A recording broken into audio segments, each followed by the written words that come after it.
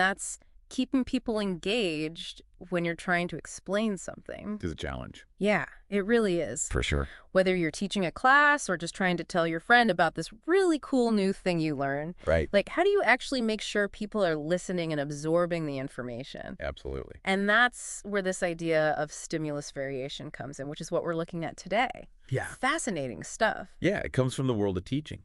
Right, like how to be a really effective teacher. Exactly. Yeah. Specifically, these sources we're looking at really focus on younger students. Yeah, like that 10 to 12-year-old range. Right, where it's like, oh my gosh, how do you keep them With focused? so much energy. So much energy, yeah. But the thing is, Mm. even if you're not a teacher, these principles are so useful Oh, absolutely. because it's all about communication. At its core, yeah, Like, how do you present information in a way that people will actually want to pay attention to? that's the goal. So we're going to break down these techniques of stimulus variation and see how they can apply way beyond the classroom. Yeah, because whether you're presenting a project at work or just having a conversation, Or writing a blog post or anything. it all comes down to engagement. Right. So our notes break down stimulus variation into 3 main areas that teachers should focus on, which Yeah. is their own personal style as a presenter, the materials they use, Yeah. and then their relationship with the students or the audience, whoever they're talking with. Exactly how they interact. So let's start with that personal style piece, because Yeah. it might seem like, oh, that's just like be yourself. Right. But it's actually way more nuanced than that. There are specific techniques that can make a huge difference. Yeah, and our notes start with something so basic but so crucial. With that? Your eyes. Ah, your eyes. Yes. Like how you use them. It's all about eye contact. Right, because you might think, oh, I just need to look at the people who are paying attention. Yeah, make sure they're with me. But actually, the notes emphasize the importance of making eye contact with everyone. Yeah, even the ones who seem a little zoned out. Right. Because it's a way to bring them back in. There's like a subtle signal. Exactly. Like, hey, I see you. I'm talking to you too. And even for the people who are already paying attention, Yeah. it creates this sense of individual connection. It does. Like, you're really speaking to them directly. And that makes people feel seen and heard and more likely to stay engaged. Absolutely. Think about it. When someone looks you in the eye, Yeah. you instantly feel more connected to them. It's so true. Right. Okay, so we've got the eyes. Right. What about the voice? Ah, the voice. That's a big one. I think we all know that like a monotone voice can just kill the energy of a room. Absolutely. It's like a lullaby. Yeah, exactly. Zonk right out. But our notes go way deeper than that. Yeah. They talk about using your voice strategically. Like a Exactly. So it's not just about avoiding monotone.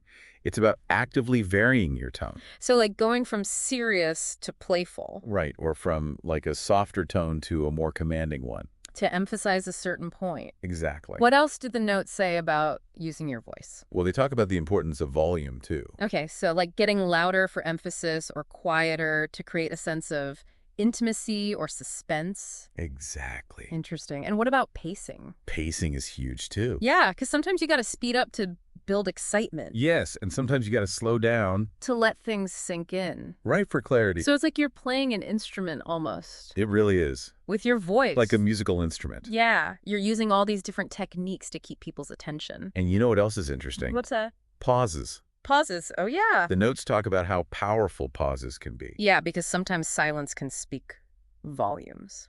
It can create anticipation. Right? It can give people time to process information. Like after you ask a question. Exactly. Give them a moment to think before you jump in with the answer. So it's not just about constantly talking. No, it's about using silence strategically. Okay, so we've got eyes and voice. Mhm. What's next? Well, the next element of personal style that the notes highlight is gestures. Ah, gestures, Yeah. like body language. Exactly. So it's not just what you say, but how you say it. Right, and how you use your body to communicate. Yes. And the notes specifically talk about head movements. Okay, so like nodding to show agreement, Right, or shaking your head to disagree. and then hand gestures. Oh, yeah, hand gestures are huge. Describing things. Yes, like the size or shape of something. Or showing movement or direction. Exactly. All of that can make your explanations much more vivid and engaging. It's like you're painting a picture with your hands. It is. It's visual storytelling, And then there's overall body language, like Yeah. how you carry yourself. right? Do you seem open and enthusiastic? Or closed off and nervous. Exactly. All of that comes across. So it's about being aware of your body language and using it intentionally to enhance your message. Right, because if you're not careful, you can accidentally send the wrong message. Yeah, like if you're fidgeting or playing with your hair, Right, it can be distracting. it can make you seem nervous or unsure of yourself, Yeah, so it's about finding that balance. of being expressive but also in control. Exactly. Okay, so we've covered eyes, voice, gestures. hmm Is there anything else in this personal style section? Yes. The notes also talk about movement. Movement. Yes, like actually moving around the space. Interesting. So in a classroom setting, this might be the teacher walking around the room, Mm. going to different students, interacting with them. And why is that important? Well, it keeps the students alert. It's like you're breaking up the monotony of just standing in one place. Exactly. It adds a dynamic element to the presentation. So it's not just about pacing back and forth nervously. No, it's about moving with purpose. Okay, so like walking over to a visual aid. Right. We're going to stand closer to a student who's asking a question. It's about making your movement meaningful. Exactly. Okay, so we've looked at how you visually engage with your eyes and your gestures, how you audibly engage with your voice, and how your movement can play a role. Hmm. The last aspect of personal style that our notes mention is focusing. Focusing. This sounds like it's about really drawing attention to the most important information. It is. It's about highlighting those key points. Okay, so how do you do that? Well, the notes talk about both verbal and gestural focusing techniques. So verbally, that would be using specific phrases. Right. Like the most important thing to remember is Or pay close attention to this. exactly things like that. And then gesturally. Gesturally, it could be pointing to something on a slide or underlining a keyword on the board. So you're literally directing people's attention. Yes, both visually and verbally. And what the notes say is that combining these techniques is the most effective. It is because you're engaging multiple senses. Right, it's like you're creating a mental spotlight on the important stuff. Exactly. Okay, so that covers personal style. The second big area that our notes highlight for stimulus variation is materials and media. Yes. This is about using different ways to present information. Right, because it can't all be just talking. No, definitely not. Especially with those younger learners. Yeah, they need variety. They do. They need to be stimulated. And so the notes emphasize the importance of shifting from purely auditory input, like just talking, to incorporating visual aids. Yes. Things like images, diagrams, charts, maps, all of that. And why is that so important?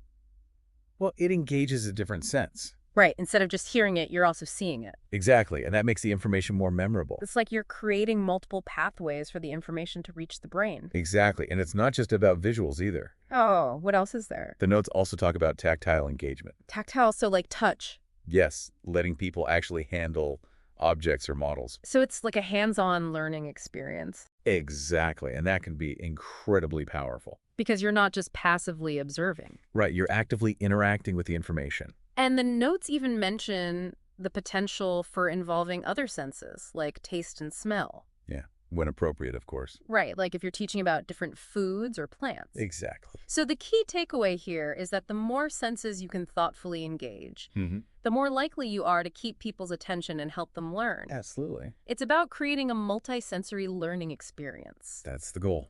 Okay, so we've covered personal style and materials and media. Yes. The third main area for stimulus variation that our notes talk about is the teacher-pupil relationship, Yes. or as our notes also call it, interaction styles. Right, because it's not just about one person presenting information. No, it's about creating a dynamic exchange. Exactly. So the notes contrast traditional teacher-centered instruction with more interactive approaches. And the idea is that active participation from the audience leads to more engagement. Makes sense. Right, because when people are actively involved, they're more likely to stay interested.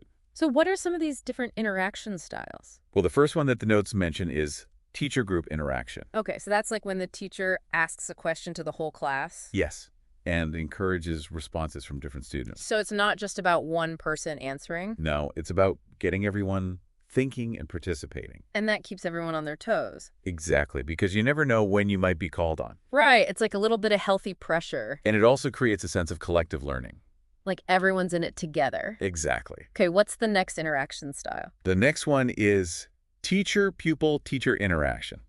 Okay, so this sounds like it's a bit more focused. It is. It's like a one-on-one conversation. But in front of the whole class. Right. So the teacher might ask one student a question, and then really probe their understanding with follow-up questions. So it's like a mini deep dive. It is. It's about going deeper into a specific topic. And even though the direct interaction is with one student, Yeah. the rest of the class is still listening and learning. They're observing the process of questioning and answering. And that can be really valuable. Absolutely. Okay, what's next? The next interaction style is pupil-pupil interaction.